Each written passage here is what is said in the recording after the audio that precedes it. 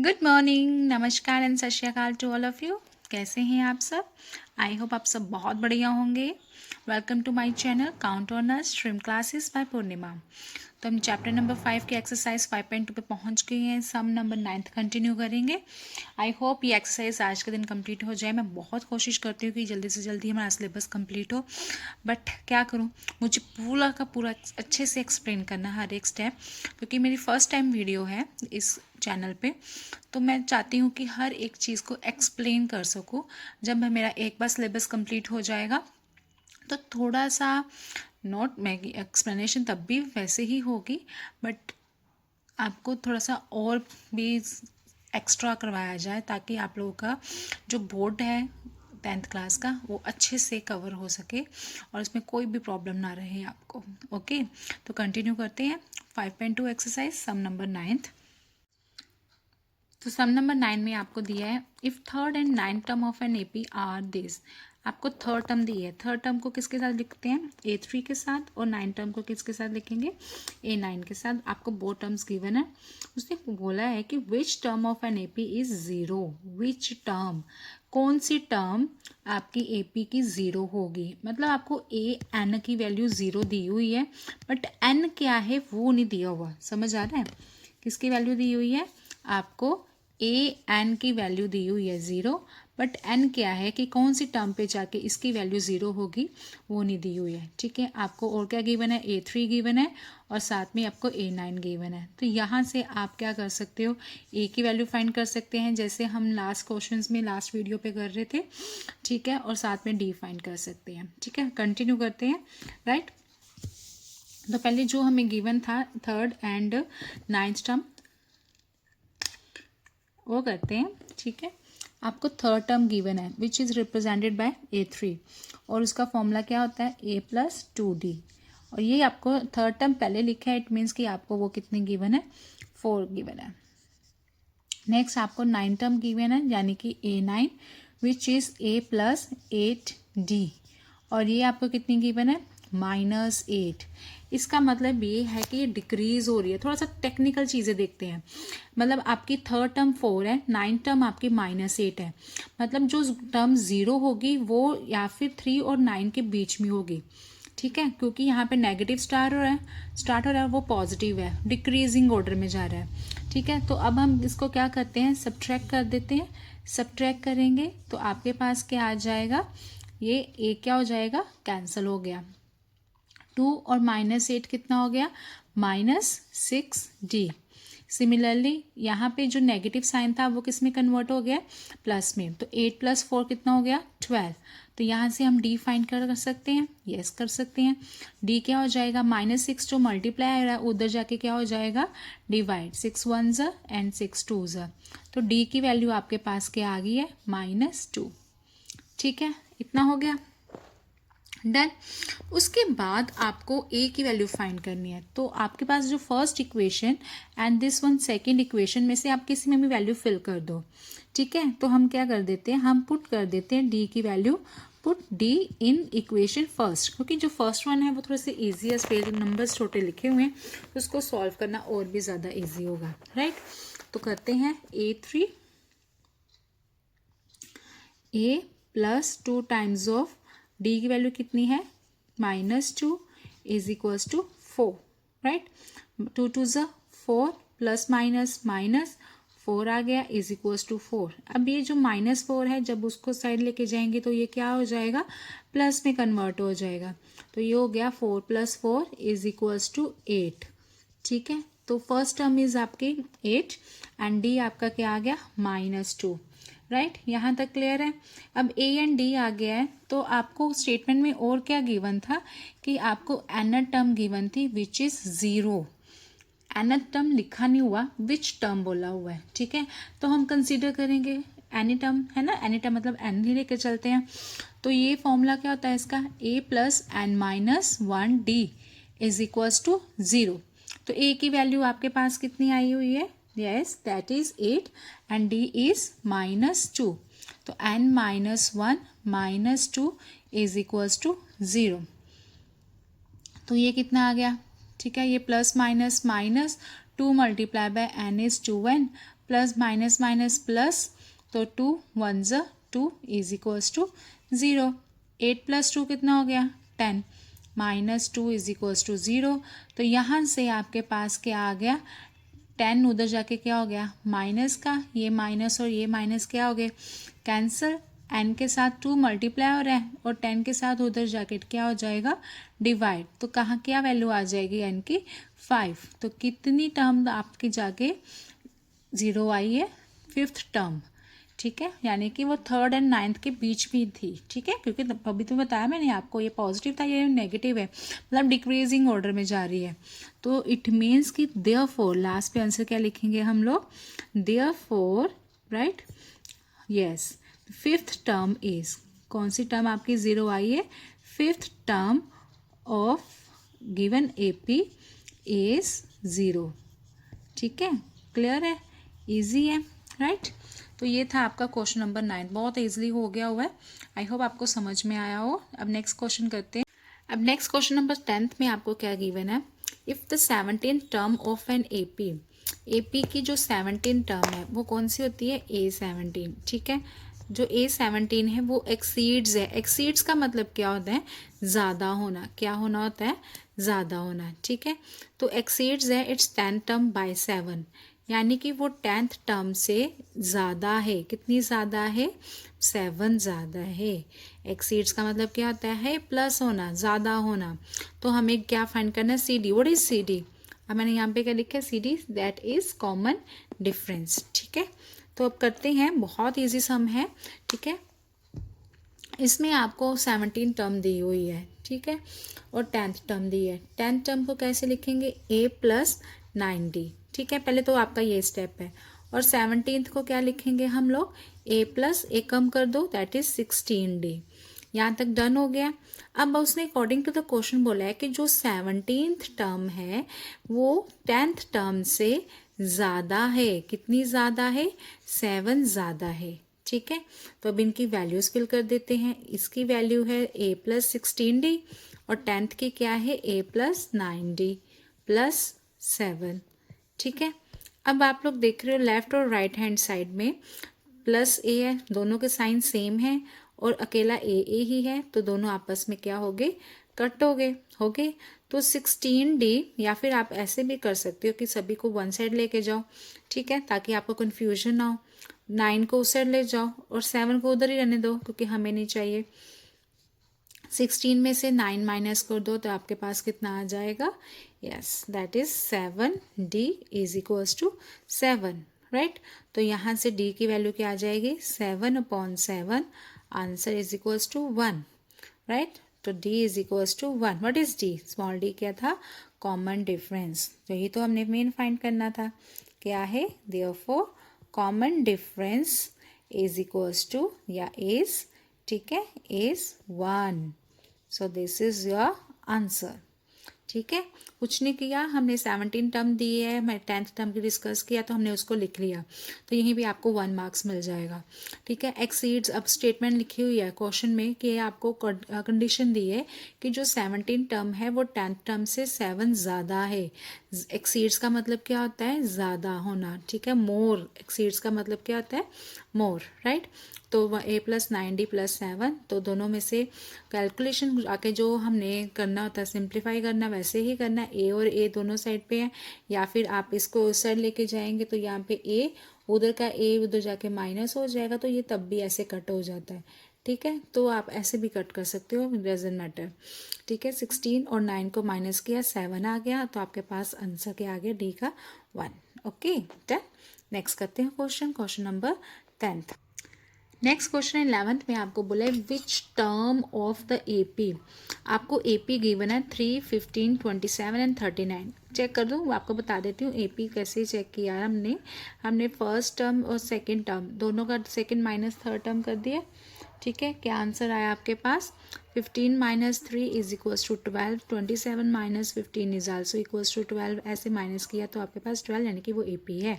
फिलहाल अगर statement mention किया तो बताने की ज़रूरत नहीं है, हमें फाइंड आउट करने की ज़रूरत नहीं होती है, ओके। तो which term of the AP will be 132 more than its 54 term. मतलब कौन सी टर्म, जो AP की कौन सी टर्म है, ठीक है, जो कि 54 टर्म से मोर देन है। कितनी मोर देन है? 132। समझ आया कि which term of an AP will be, कौन सी टर्म है जो 132 मोर देन इट्स 54, 54 से 132 ज़्यादा है। ठीक है, तो इसमें 132 प्लस कर देंगे, इज इक्वल्स टू क्या आ जाएगा? A54। ठीक है, ठीक है, क्लियर है? ओके, चलो अब करते हैं। तो अब उन्होंने विच टर्म बोला है, तो विच टर्म मतलब ए एन की ही बात हो रही है। तो ए एन आपका क्या है? A plus n minus 1D, right. A54 की बात की है, उसको लिख लेते हैं। A54 कितना होते हैं, उसमें -1 कर देंगे, तो 54 माइनस 1 इज 53D।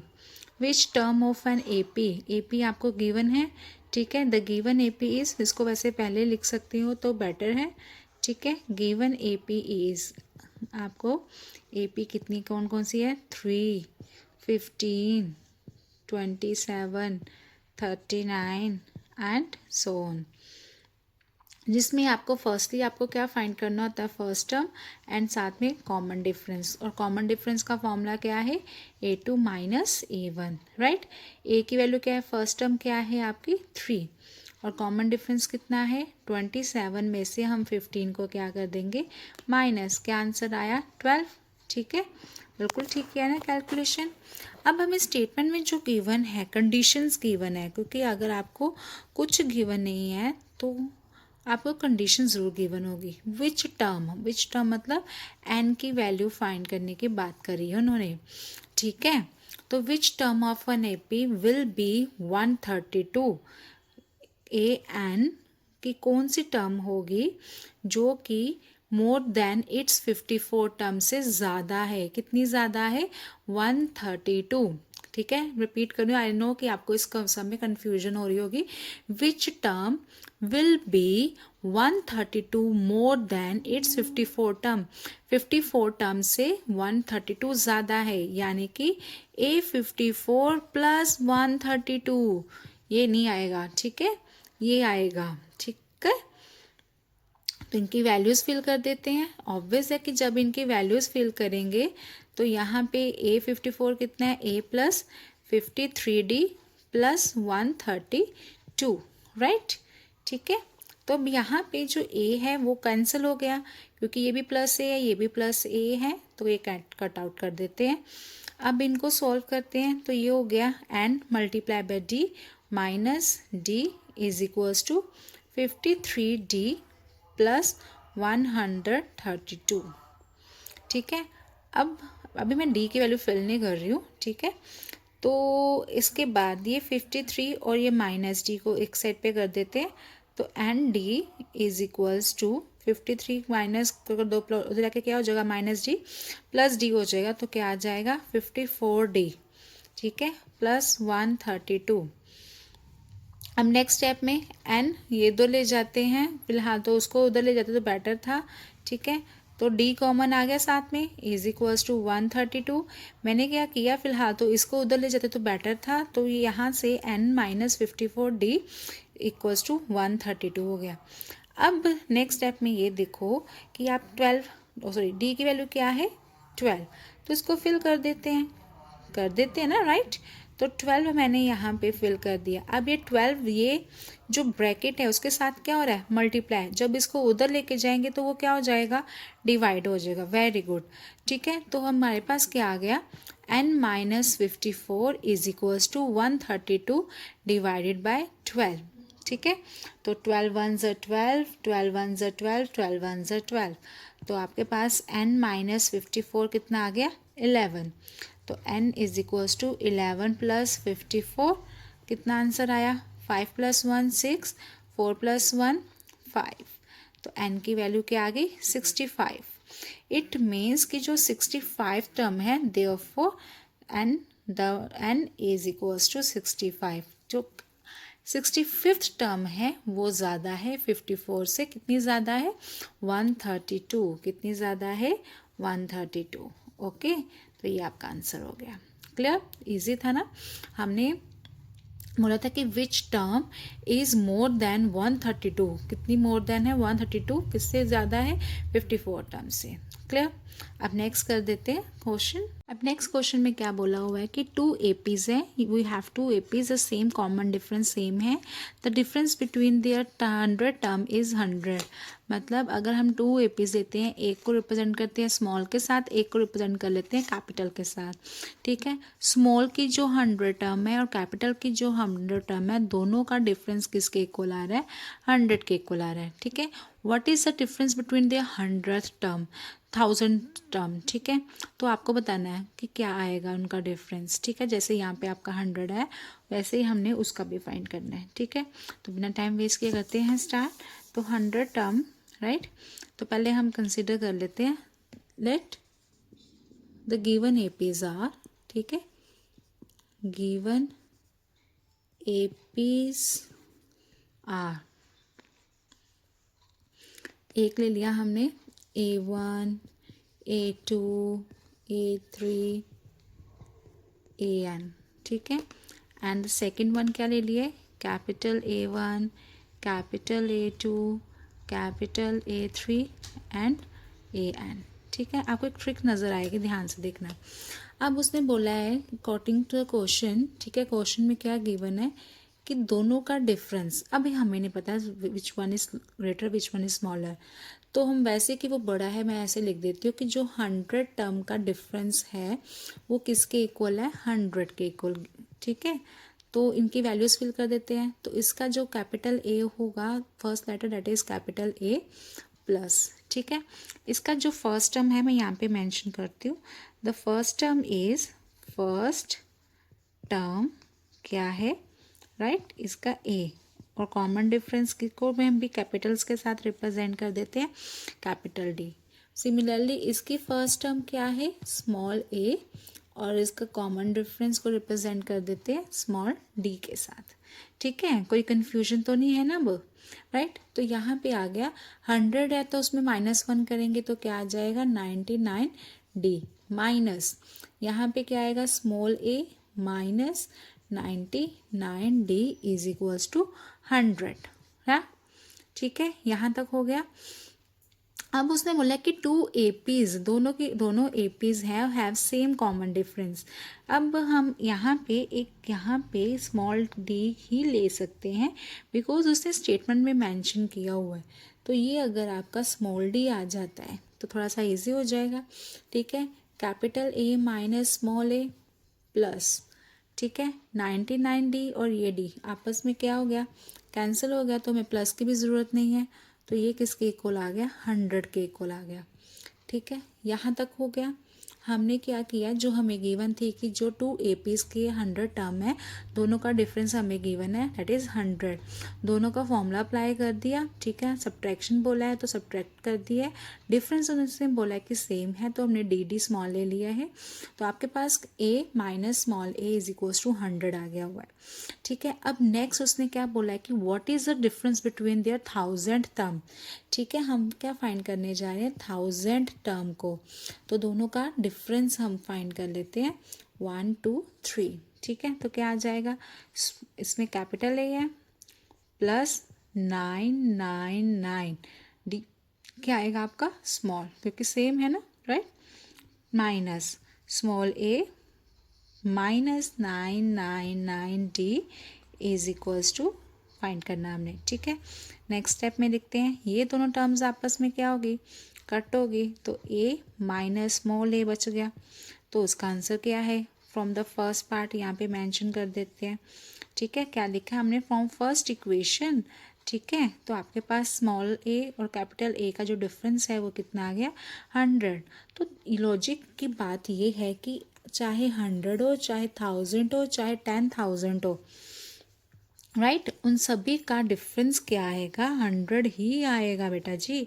ठीक है, तो ये आपका आंसर आ गया। ठीक है, क्लियर। अब नेक्स्ट क्वेश्चन करते हैं। ओके, क्वेश्चन नंबर 13 में आपको बोला हुआ है कि how many 3 digit numbers are divisible by 7। बहुत इंपॉर्टेंट है क्वेश्चन 13 एंड 14। इंपॉर्टेंट नहीं कह सकते, बड़ा इंटरेस्टिंग कह सकते हैं, पेपर में आने के चांसेस भी है। ठीक है, ध्यान से समझना कि how many 3 digit number, 3 digits कहाँ से स्टार्ट होते हैं, 100 से स्टार्ट होते हैं और कहाँ तक जाते हैं, 999 तक। ओके, तो आप लोगों को नंबर बताना है जो डिविजिबल बाय 7 है। तो 100 से लेके आप चेक करना स्टार्ट कर दो, तो आपको पता है कि 100 1 2 3 4 5 105 जाता है डिविजिबल बाय 7 पे, किस पे, 15 के टेबल पे। उसमें अब नेक्स्ट नंबर कैसे फाइंड करेंगे, क्योंकि डिविजिबल बाय 7 है। अब आप लोग जब टेबल रन करते हो तो आप लोगों को मैंने शॉर्ट्स में काफ़ी ट्रिक्स भी दी हुई है।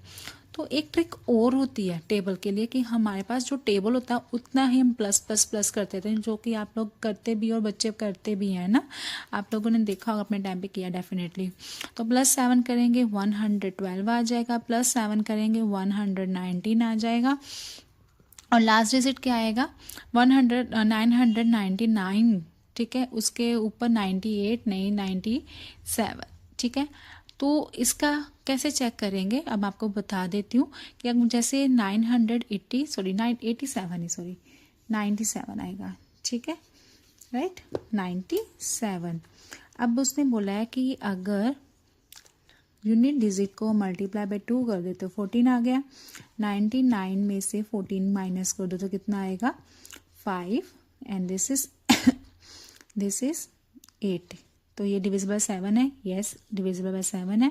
क्या आएगा, 7 के साथ डिविजिबल होके कितना आंसर आ जाएगा, तो ये डिवाइड हुआ नहीं हुआ। ठीक है, अब नेक्स्ट नंबर क्या आ रहा है, 90998। जब इसको करेंगे तो इसको मल्टीप्लाई किया, क्या आ गया, मल्टीप्लाई बाय 2, क्या आ गया, 16। तो 99 में से अगर हम 16 माइनस करते तो क्या आ जाएगा, 3, और 9 माइनस 1 कितना आ गया, 8। तो देखो डिवाइड हो रहा है, नहीं ये भी नहीं हो रहा है। ठीक है, अब नेक्स्ट आता है आपके पास ये, ठीक है, आपका 7 2 ज़ा 14 1। ठीक है, 99 ये हो गया 8 और ये हो गया 5। अब नेक्स्ट नंबर जो आपके पास, तो नेक्स्ट हम चेक कर लेते हैं, एक कर लेते हैं 994। इसको करेंगे, जो यूनिट डिजिट है that is multiply by 2, shortcut tricks बता रही हूँ, दैट इज 8 या, और उसका आ गया 99 के साथ माइनस किया तो आपके पास क्या आंसर आ गया, यस दैट आंसर इज 91, और वो 7 के साथ डिविजिबल है, यस किसके पे, 13 पे आ जाएगा। तो आपके पास लास्ट डिजिट इनफ है एक नंबर, तो आपके पास क्या है, 994। अगर आपने एक और नंबर तो -7 कर दो तो आपके पास आ जाएगा 987। ओके, तो ये आपके पास सीक्वेंस आ जाएगी, जो कि हम इसमें यहाँ पे लिखते हैं। The given is 105 112 119 and up to so on 994, राइट। अब नेक्स्ट आपको क्या करना है, ए एन फाइंड करना है। ए एन का फॉर्मूला क्या है, a+n-1d। आपको क्या फाइंड करना है, how many 3 digit numbers, how many मतलब आपको फाइंड करना है, n फाइंड करना है। क्या फाइंड करना है आपको, n फाइंड करना है। इसको भी रब कर देते हैं, आपको n फाइंड करना है। आपको a दिया हुआ है, द फर्स्ट टर्म इज 105। आपको d भी दिया हुआ है, d की आपका क्या है, 7, क्योंकि डिविजिबल बाय 7 है। आप सब्ट्रैक्ट भी कर सकते हो, और आपको n फाइंड करना है, और a n मतलब लास्ट टर्म भी आपको गिवन है 994। तो वैल्यूज फिल कर देते हैं सभी की, जो आपको फाइंड करनी है वो फाइंड कर लेते हैं हम लोग। ठीक है, सब कुछ फिल कर देंगे। तो 994 में से अगर हम 105 को माइनस कर देते हैं तो आपके पास क्या आएगा, 14 minus 5 is 9 8 and there is, yes यहाँ पे क्या आ जाएगा, 8। ठीक है, तो आ गया 889 इज इक्वल्स टू 7 n - 1। अब नेक्स्ट स्टेप आपको पता है कि जो ये 7 है ये उधर जाके क्या हो जाएगा, डिवाइड हो जाएगा। तो डिवाइड करने पे आपके पास क्या आंसर बचा है। ठीक है, अब बताओ, जल्दी से सब्ट्रैक्ट करो और मुझे बताओ कितना आंसर आया है। Yes that answer is 127। अब नेक्स्ट स्टेप में क्या करेंगे, जो ये -7 है वो उधर जाके +1 हो जाएगा, और आपके पास n की वैल्यू आ जाएगी, और आपके पास n की वैल्यू क्या आ रही है, 128। ठीक, so therefore number of 3 digits are, number of 3 digit are, ठीक है, number of 3 digit numbers are, right, कितने हैं 128, ठीक। तो हो गया आपके पास। अब जैसे क्वेश्चन नंबर 13 किया है, यहाँ पे लिखा था डिविजिबल बाय 7 और यहाँ पे क्या लिख रहे हैं मल्टीपल ऑफ 4। मल्टीपल ऑफ 4 में आपके पास सीरीज क्या बने, सीक्वेंस क्या बनेगी 4, बट आपको क्या चाहिए लाइज बिटवीन 10 और 250, ठीक है। 250 मतलब 10 से ऊपर जाएंगे तो 4 से नहीं स्टार्ट करेंगे, 4 का टेबल ही होगा। तो 4 1 ज़ा 4, 4 2 ज़ा 8, 4 3 ज़ा 12 से स्टार्ट करते हैं। 4 4 ज़ा 16, 4 5 ज़ा 20 और आपके पास एंड में 250 देखो डिवाइड हो रहा है 4 के साथ, नो ये नहीं हो रहा। अब 250 के ऊपर 249 ये भी नहीं होगा, उसके ऊपर 248 कम्प्लीटली डिविजिबल है, यस दैट इज, ठीक है। तो इसको हम कर देते हैं, लास्ट डिजिट आ गया। फर्स्ट आपके पास टर्म आ जाती है 12 और कॉमन डिफरेंस इज सेम, जैसे हमने 7 को लिया था ये आ गया। एन आपको फाइंड करना है और आपके पास a n is equals to 248 आ गया, ठीक। तो a n is equals to a plus n minus 1 d. A n कितना हो गया 248 हो गया, राइट। ए कितना हो गया 12 हो गया प्लस एन माइनस 1 और डी कितना हो गया 4। अब 248 में से 12 माइनस कर देंगे तो कितना आंसर आएगा 236 is equals to 4 times of N minus 1।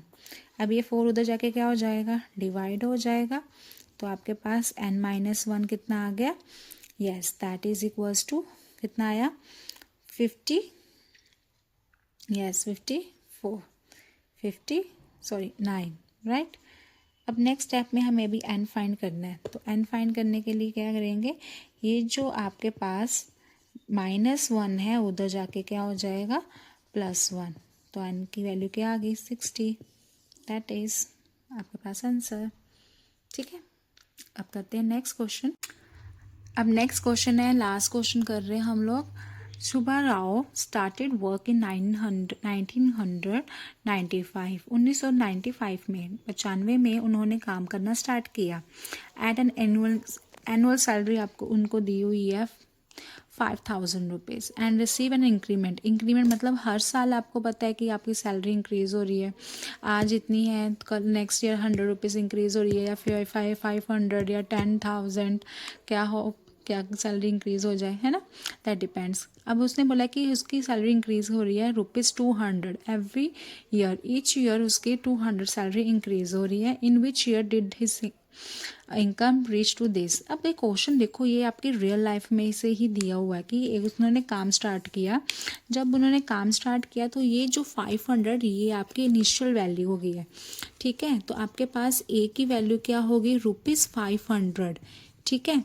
अब ये रफली मैं आपको बताती हूँ, अगर पहले साल उनकी सैलरी 5,000 है, उसमें हम इंक्रीमेंट कितना कर रहे हैं दिस, तो ये फर्स्ट ईयर हो गया। अब सेकंड ईयर में उसकी सैलरी कितनी हो जाएगी ये, तो ये हो जाएगा। फिर उसके बाद 200 इंक्रीज़ होगा।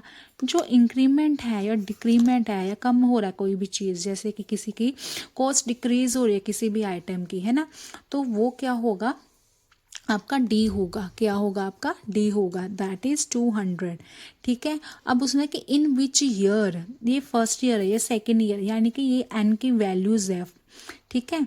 तो आप मुझसे बोला कि एन फाइंड करो कि जब आपके पास हिज इनकम रिचेज 7,000, मतलब आपको ए एन दे दिया हुआ कि 7,000 तक पहुंच जाए, कितने साल लगे होंगे 200 कर करके, ठीक है। तो बच्चे क्या करेंगे मैं बताती हूँ, जो मैंने यहाँ पे किया है बच्चे ऐसे करते जाएंगे, तो ये भी गलत नहीं है, बट हमें फॉर्मूला अप्लाई करना है, क्योंकि फॉर्मूले के तो मार्क्स मिलेंगे ही, आंसर के आपको मार्क्स यहाँ पे मिल जाएंगे, नो डाउट, राइट।